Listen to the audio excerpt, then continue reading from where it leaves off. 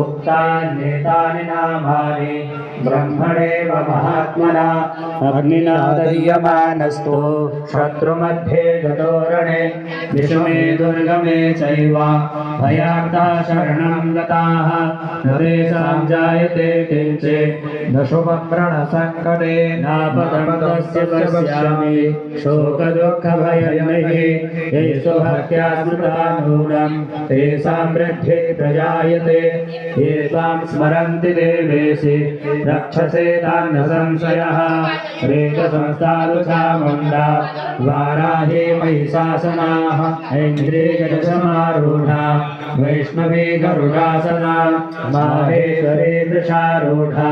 कौमारी शिखिवाहना लक्ष्मी पद्मासना देवी पद्महस्तहरिप्रिया श्वेतरूपधरा देवी